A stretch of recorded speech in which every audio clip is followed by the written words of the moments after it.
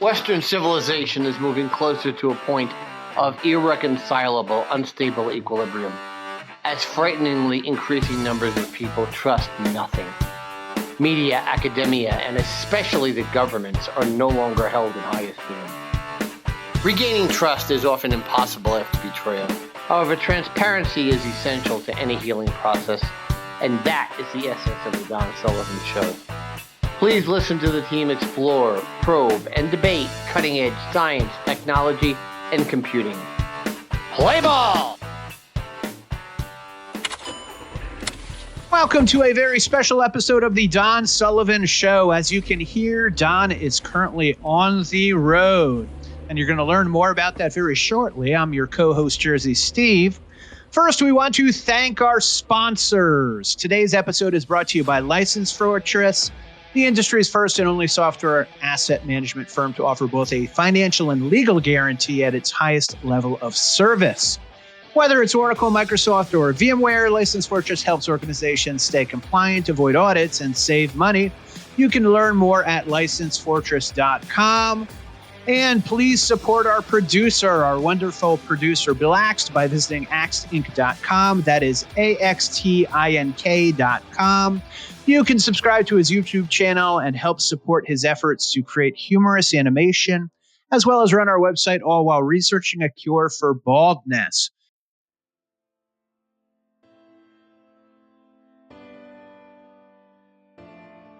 Well, hello everyone. Welcome to a special edition of the Don Sullivan Show. It's special because, once again, I'm on the road. Today is especially special since we're back in Europe. And remember, the Don Sullivan Show is a show about science, technology, and computing. The average teenager can understand. Not only understand, but absorb and use in their everyday life and make their lives better. One of these days, I'm going to have a show just on the 100 undeniable truths that I have observed in my 60 plus years of life. And one of those truths is that knowledge is not a means to an end, but it is the end itself. And I think there is a lot of truth in that, which, of course, that's why I have it in my list of 100 undeniable truths. But that's a sneak peek into shows of the future. So today we're going to talk about something a little bit different. We're going to delve into the concept of genius. And what is genius? Well, there's a lot of words in the English language that are used gratuitously. They're used in glib references that don't necessarily have any finely structured or clear meaning, much less reasoning behind them. I think the word genius is bantered about, thrown around very loosely. I think that there are a lot of people among us who are both innately genius. I'll explain that why in a minute, and you'll see moments of genius that everyone has. In fact, I think it's very fair to say that all invention is a spoke or spike of genius that occurs within the minds of anyone who is the inventor. Genius, by its very nature, is brilliance combined with creativity. That is complete mastery of a particular subject, whether or not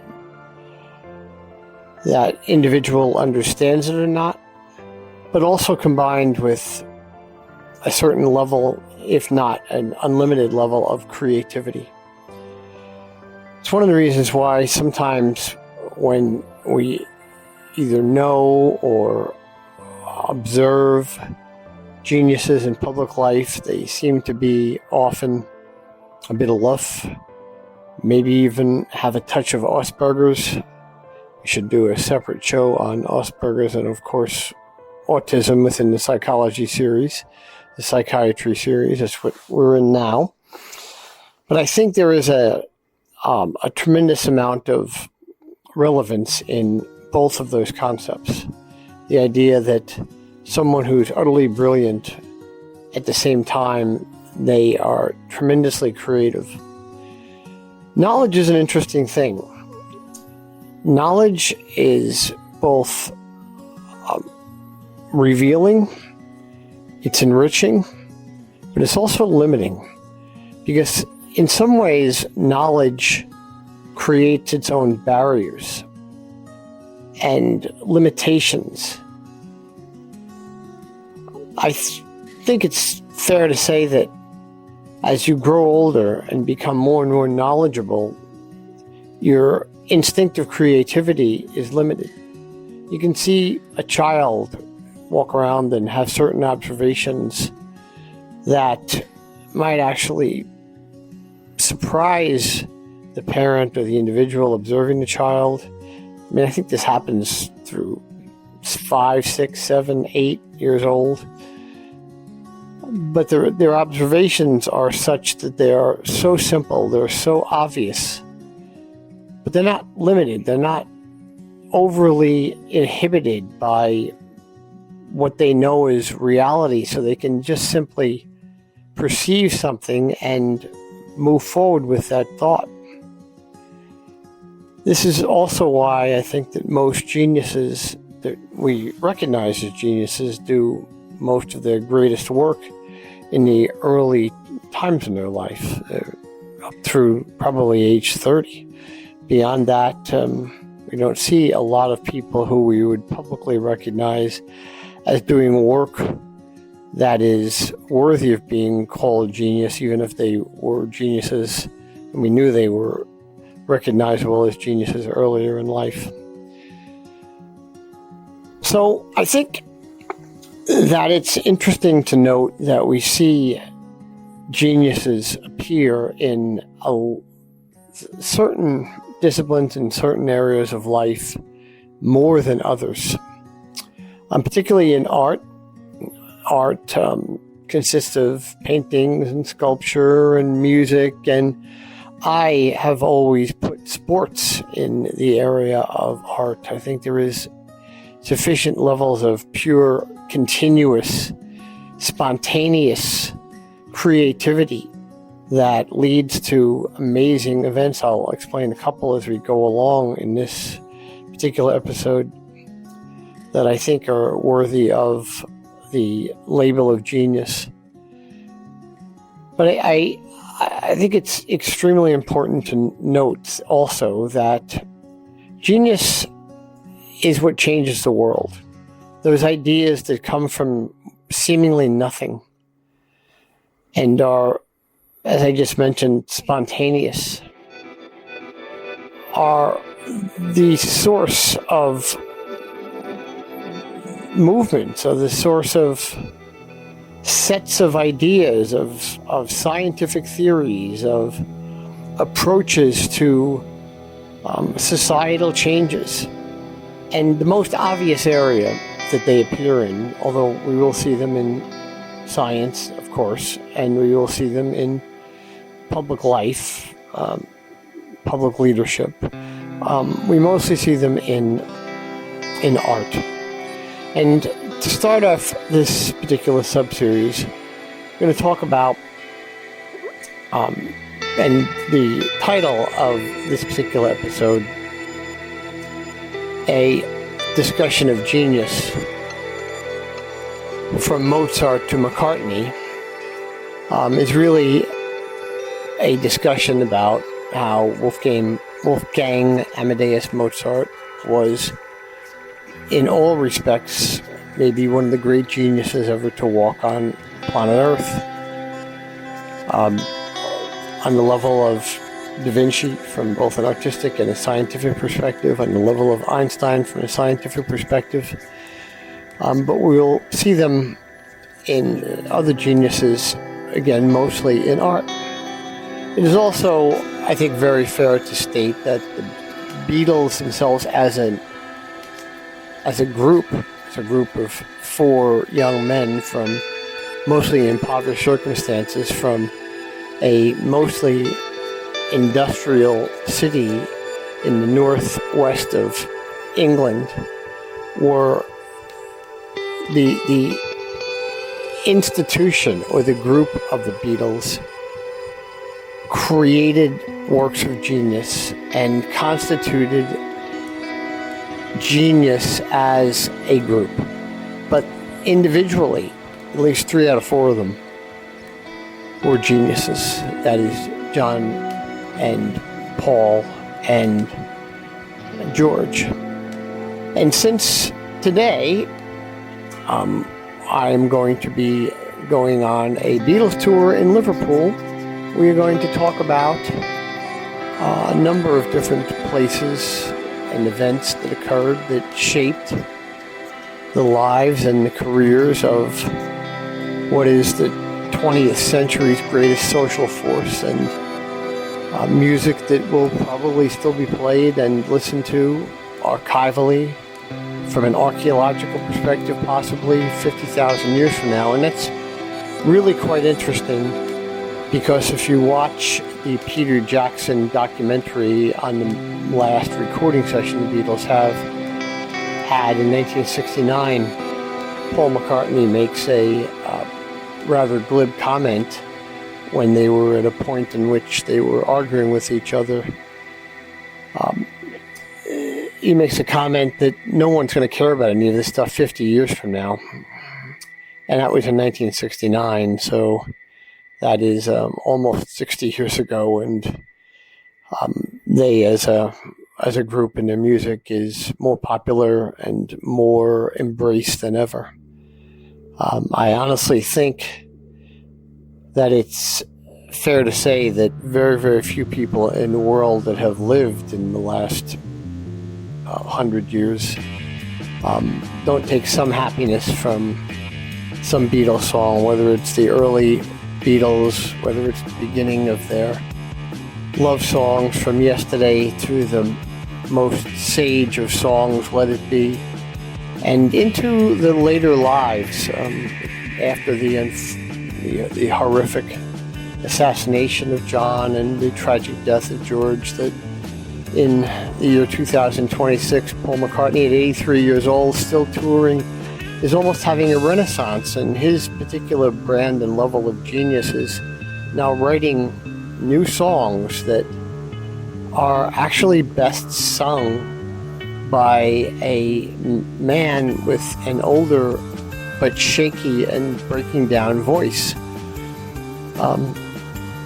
It's also interesting to note that he in particular at this stage in his life is an unbelievably humble individual who is possibly the most famous person on earth, and maybe the most adored person that's ever lived in certain ways. But as we go through Liverpool, we're going to be discussing some nuances and details of how they thought, how John thought in his edgy way, and how Paul thought in his tremendously intense and creative way, how George Martin pulled them all together, and how they then also were able to make each other continuously better. It's also observable that after the Beatles broke up, that as great as they were individually, they were never quite as great as the Beatles themselves, and so therefore their individual brands of genius all made them better, and that genius reached a different level. But we're going to start this overall conversation up here in a little bit with a little bit of the history of Mozart, and how Mozart, Wolfgang Amadeus Mozart, and if you haven't seen it, you should go and watch the movie Amadeus. I believe it was an Academy Award-winning film, which will help you understand how the mind of Mozart could understand music at an extremely early age and create music that in reality did not exist without him. And that is likely the most important aspect of genius. That a true genius moment, or an individual who's a genius, creates concepts, doesn't just discover them, creates concepts, or at least ways of describing concepts, or maybe in a sense also discovers concepts that simply would not have been discovered, or possibly never even have existed without them individually. So let's take a moment and pause here, and we will be on a train from London up to Liverpool in a little bit, and we will discuss the history of Mozart, and when we get to Liverpool, we'll discuss the history of the Beatles, and we'll give lots of different examples, and then we'll talk about other areas of the human experience, both politics and sports and some others that have areas that arguably have been inspired by, if not created by, this amazing human capability of genius. So see you for the moment, and we'll get back to it as soon as we get on the train or are waiting for it. So hello again, it's Don. I'm back, and as we're waiting for the train before we go from Euston Station in London to Liverpool to take our Liverpool-based magical mystery tour, and it is called that, up in a couple hours. Let's talk about Mozart. But first, I think it's useful to talk about the time that Mozart lived in. He was very young. He was only 35 years old when he died. But, of course, he was an Austrian composer and composed an enormous amount of work. And he lived between the 1750s, actually 1756 and 1791. An amazing time for human thought. The same time frame of the American Revolution, where arguably you will find political geniuses. Napoleon, although depraved and awful in many ways, was clearly a genius, and as he created his own form of law that is still used today, the Napoleonic Code, and recreated the very manner, very structure in which all militaries in the world are built on the concept of corps and so on. The American revolutionaries, whether it be George Washington, particularly Thomas Jefferson and Alexander Hamilton, certainly would be considered geniuses, had many works of genius. The writing of the Declaration of Independence, I think, can easily be argued as the greatest single writing, and certainly the first sentence of the Declaration of Independence possibly being the greatest sentence ever written in the history of humanity. I'm not going to repeat it here, but I do it often. I do repeat that particular line often. We hold these truths to be self-evident. Just the word self-evident itself was an actual word that apocryphally was substituted for sacred and undeniable by another genius, Benjamin Franklin. So during this period of time that Wolfgang Amadeus Mozart lived in Austria and composed his 600 some odd works during his time period of his very short life, there were a lot of geniuses changing the world. The time period, also known as the Enlightenment, through Europe, and of course the amazingly serendipitous occurrence of the American Revolution, the perfect land that was separated from European oppression, with all the resources they had and all these incredible minds working together, particularly, again, Franklin, Jefferson, Madison later, but Jefferson and Hamilton, I think, more, and Franklin more than even the rest of them, fit into this amazing category of being lifelong geniuses. So Mozart was, of course, born, as I mentioned, in Austria, Salzburg in particular. Spent a lot of time in Vienna, and then died suddenly in 1791 after writing his famous Requiem.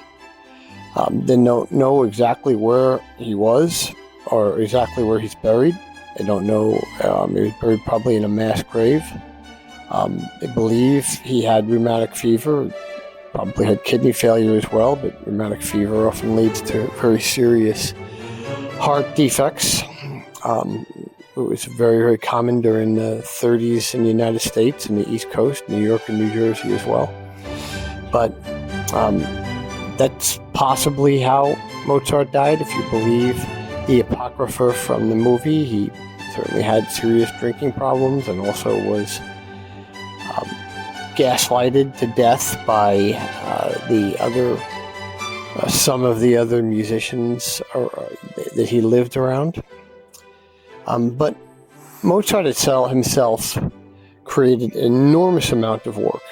And there are those who have recognized, and they really bring this out very precisely in the movie Amadeus, that Mozart's actual writings, his the manuscripts, the documents that he's composing his music on, had no corrections.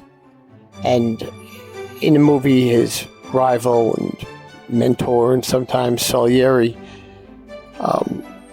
comments, in fact, bemoans the fact that that can only mean that Mozart is hearing this music directly from God. And whether or not it's a special connection with the universe or not, the point being that, of course, there wasn't any corrections, because anything that he thought musically, anything that came from his mind musically was correct. It didn't ever need to be corrected. It was perfect. And its first iteration, it never needed to be changed. And it makes sense given the fact that, again, he lived only 30 years and he had over 600 works, lived only 35 years, and he had over 600 works of original music. And that calculated out is somewhere around 20 a year. If you look at this entire lifespan, which you absolutely can, because he first started actually composing and playing music on various different instruments of the day, pianos and so on, around 2 years old, and was considered a prodigy, obviously, at 2 years old, and was able to have an ear and translate what he heard instantly upon hearing it to be able to reproduce the music itself immediately without hearing it a second time. So he had that ability to literally see everything around him in terms of music and create these wonderful sounds that I suspect even animals would respond to, but were utterly astounding to the aristocracy of the day, and will honestly last as long as humanity lasts on Earth. And I would say hopefully even beyond that. I know that when NASA scientists in the 70s sent out messages to whoever in the universe could hear them, whoever might hear them, who put various different recordings on the Voyager spacecraft to be sent out into outside of the solar system. They added the best documents, the Declaration of Independence and other Magna Carta, and copies of other documents, as well as music. And they chose the Beatles song written and sung by John Lennon, Across the Universe, along with Mozart music, to be included in the messaging that would be sent to describe, to explain to anyone, any other intelligent being out beyond the solar system who might one day encounter those messages or that spacecraft, to explain humanity to them, or our humanity. So I would think that in that sense, it's possible that some of these acts of genius, Mozart or the Beatles in that case, will actually outsurvive humanity itself. The question of why one person is a genius, or even people have moments of genius, is one that psychiatrists, scientists have worked on and considered for quite some time. What changes, or what's special inside the mind of an individual that makes them or enables them to see things that other people don't. So one of the rather macabre exercises in that area of thought was the fact that Albert Einstein's brain was kept at Princeton University for many, many years and studied to try to determine if there was anything different, if they could discover anything that was obvious or in any way observable about Einstein's brain that would show a difference from other brains. And there really wasn't anything that, at least at this point with today's present technology and so on, that could actually be recognized of tremendous difference. But obviously there is. And as I mentioned earlier, those differences sometimes can, in at least moments of genius or individuals who should be considered geniuses, sometimes seem aloof, sometimes seem as if they are not connected to reality, or in some ways they are not able to stay in touch with the other people around them. Possibly there is an element of, as I mentioned before, an element of Asperger's syndrome there, but that's not necessarily always the case. But it is the case that these moments of genius require individuals to remove themselves from the present reality. Again, whether it's a moment or it's somebody who has lived this way like Mozart, they have been aloof for most of their lives, possibly even disturbed in certain ways, which in Mozart's case possibly led to his early death. It certainly has not with the members of the Beatles that I mentioned. It certainly has not with many other geniuses, but there is a true notion, a true observation that these folks sometimes are not necessarily connected, but I'd also use a different word, restrained by reality, and or the knowledge that they have, because they're very brilliant. They typically are, but they're not constrained necessarily by that. I also think that is the reason why their levels of genius tend to become less prevalent as they grow older and become more socialized, more a little bit less triggered by various impetuses around them, become more calm, become more mature, I guess is a way of putting it, in that sense that maturity does not help in what they do as whenever their work happens to be, and whatever their moments of genius or lives of genius actually result in. So as we're getting on the train here, I'm going to take another pause, and we will get back to you when we're on the train, and we're going to talk about a lot of other aspects of genius before we even get to Liverpool. So see you for the moment. So hello again, folks. Let's continue our discussion on genius, or at least our set of wild speculations as to what actually causes the phenomena of genius, that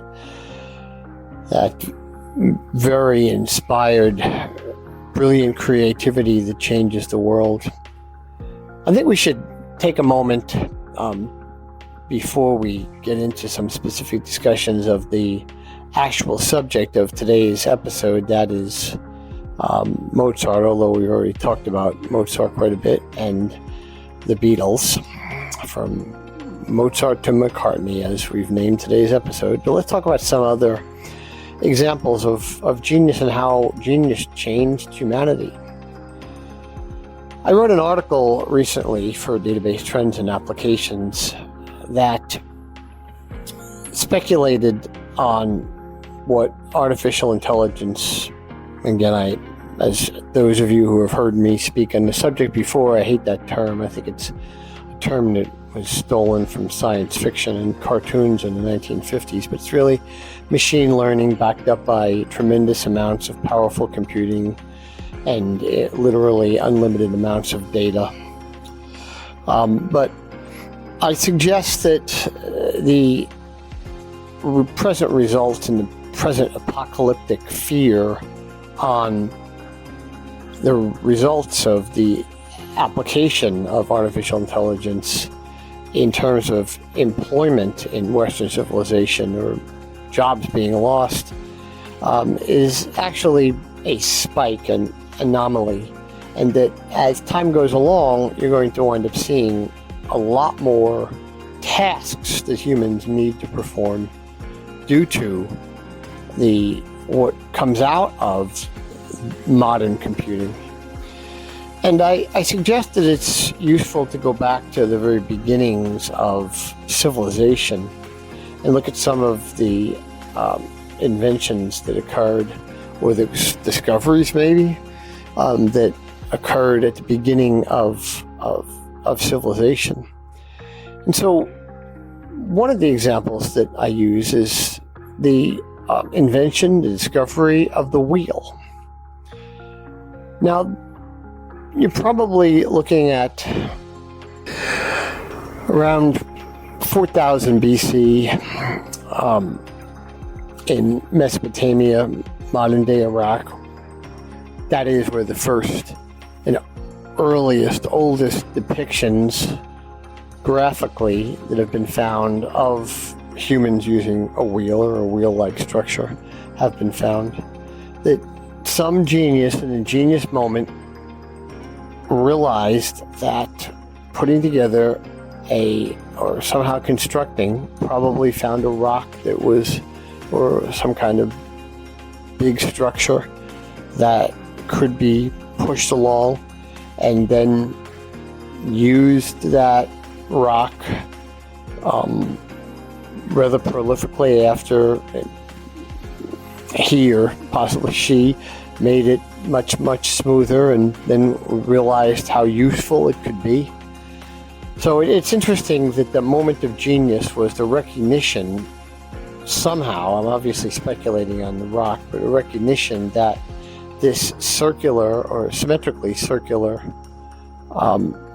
object could be extremely useful, and then using it, and then discovering how much it could be used for, and then discovering even more and more and putting together greater tools, leading to possibly the beginning of agrarian culture and so on. Now, that's sort of an interesting starting point, because as humanity has gone on, most great changes in human civilization, in the world itself, in culture, have likely been those kind of momentary acts of genius. And we don't know a lot of them that occurred necessarily between the wheel and modern day civilization, at least up through the Roman times, but there are most likely a lot of them, a lot of those moments, and possibly a lot of individuals. They might not have had any language, they might not have had the ability to write, although the original writings or the original use of language for communications purposes certainly could be considered to be an act of genius as well. It's speculated again by anthropologists and archaeologists that occurred around the same time frame, maybe a little bit after, in Egypt. So it was all of those moments, maybe tens of thousands of them, and maybe thousands or tens of thousands of individuals that would fit that category or fit that label of genius. And we certainly know there are individuals from the Renaissance, again, in the areas of art. Michelangelo, and most prominently, I think, Da Vinci, who was not only just the great artist, and he was a great inventor. There are many Da Vinci museums around the world, a couple in Italy, certainly the paintings and such in the Louvre. There is a roaming Da Vinci exhibit that used to, for years, was permanent or semi-permanent in the Venetian Hotel in Las Vegas, and now it's moving around the country. I really do encourage everyone to, at some point, to walk through that museum and to stay for a while at each individual invention or model that Da Vinci created, either of the helicopter or the other military usage or military usable weapons and technologies that he created along with the art. To realize that there was no knowledge whatsoever of any of these types of piece of equipment. Obviously, the helicopter itself was not built as a flying instrument that people could sit in, and a couple of blades could spin around and take you up into the air until the 20th century. But Da Vinci envisioned one, and the model would have actually worked if it had sufficient power.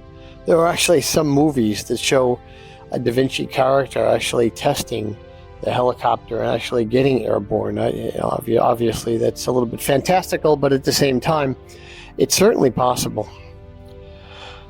Now, artists in particular, or painters, have their own individual genius that's a lot more nuanced. And you can understand this if you're a person who hasn't studied art by listening to art authenticators. And those authenticators look for very specific individual techniques, brushstrokes, styles, patterns that no one else would have ever considered. So even the greatest of the art forgers, or even now the tools, the computing tools, the artificial intelligent computing tools, can't really replicate, because they were very specific to those individual artists. You can see that very easily in Van Gogh's very unique brushstrokes, which were very much something that he created, that were associated with him and really have not been replicated in the time after Van Gogh. You can look at many other artists and musicians over time, and I don't mean to limit this to Mozart from that time period. Obviously, there's Tchaikovsky and Beethoven and many others who were able to create music that may have existed, or may have existed, and maybe different combinations that would not have existed of existing music, but they were different and unique combinations that would have simply never existed without them. Again, it's kind of speculated that Mozart's level of genius was even a higher level because of the fact that there were no errors and no mistakes in his manuscripts, and that therefore he was creating music that was completely unknown, whereas it's somewhat likely that the other musicians are creating music that are combinations of already existing music. And of course, you can say the same thing about many of the musicians that have existed in modern times, particularly in the 20th century or the second half of the 20th century. So not just the Beatles, obviously, they're just the epitome, the capstone of that entire era. It is, I think, an unfortunate occurrence of the days of modern computing that there is so much by way of simulation, of additional tools that can be used by modern artists, that it's possible that the art of since the musical art that's been created since the time of the turn of the millennium will not be considered as great or have the same genius impact as that music from before the turn of the millennium, because of the fact that so much artificial elements and components are added into that existing music. Whether obviously that's a different episode. We've had Howard Ostro on and John Duquoise for different episodes to talk about different types of music and way that they have been those musical notes and the songs have been created and so on. So I don't want to in any way pretend to be a musical expert. I'm more now just speculating and observing.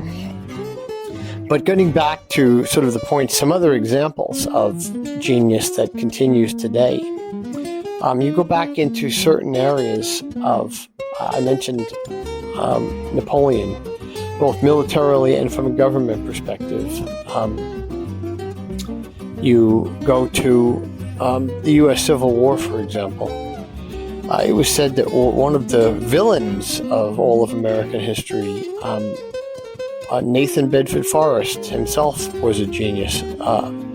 And of course he is vilified, and should be, in all of human history for having, after the Civil War, created the Ku Klux Klan, at least initially. But during the war, those folks who study military tactics marvel at the incredible brilliance and creativity that Bedford Forrest actually used during the war. General Sherman said that Bedford Forrest was the only person that he was ever afraid of. The great author Shelby Foote referred to two geniuses that have emerged from the Civil War. Abraham Lincoln is a political genius for different reasons, which I won't necessarily go into, but then also Nathan Bedford Forrest. So despite the fact of his position in history being one of villainy, well-deserved, he likely had those genius elements. In modern sports, and again I consider sports to be an art in certain ways, or at least sports to have enough components that are artistic to be considered in the same discussion. People like Bill Belichick, the great coach of the New York Giants, the head coach of the New York Giants, and the most prominently the New England Patriots, has a Napoleon-like mind and is able to see everything on the field all at once and make decisions that are both creative and spontaneous. That is probably unlike anybody who has ever been involved in the sport before. And I think that, again, is a episode for another day, but just as an example. The very famous Derek Jeter flip play in the third game of the divisional series in 2001 was a play that some folks, including myself, some writers have referred to Jeter's Mozart moment, because it was a play that simply could not and would not have ever existed without him. I remember seeing the play live and not understanding what he had actually done until I saw it replay 3 or 4 times. One of the things that is said about Jeter and his overall abilities, despite his lack of advanced statistic domination, he always was a situational player. In fact, in my lifetime, and again, an episode for another day, but he was the best situational player that has existed in my baseball player that existed in my 60 plus years. But the quip that's always made about him is he's always in the wrong place at the right time. And that's because he understood the brilliance, he understood what was going on in the field on a different level, well above other players, even the greatest of players. And in that particular play, he was able to understand that he had to be in a spot that he didn't belong. And that spot allowed him to create an incredibly unique and individually creative play that saved the game, and actually eventually the Yankees wound up winning that series, which they honestly would have lost if he had not made that play right at that moment. But it was an absolute moment of genius, and I've seen that play probably 1,000 times by now, the flip play it's called, and it is still unbelievable to perceive how he was there at the exact perfect moment, other than the fact that he understood on a different level, and his mind was able to conceive of all of the different elements of that play going on at the same time, and that the only thing he could possibly do to save the game at that point was to do something totally, completely unorthodox and brilliantly and wonderfully creative, and execute it perfectly. And that's exactly what he did. So whether or not you want to engage in hyperbole of referring to Derek Jeter as a genius, that's probably a little bit much, but that moment was absolutely an act of genius. And other moments that Jeter had during his career certainly can act that way, could fit that category as well.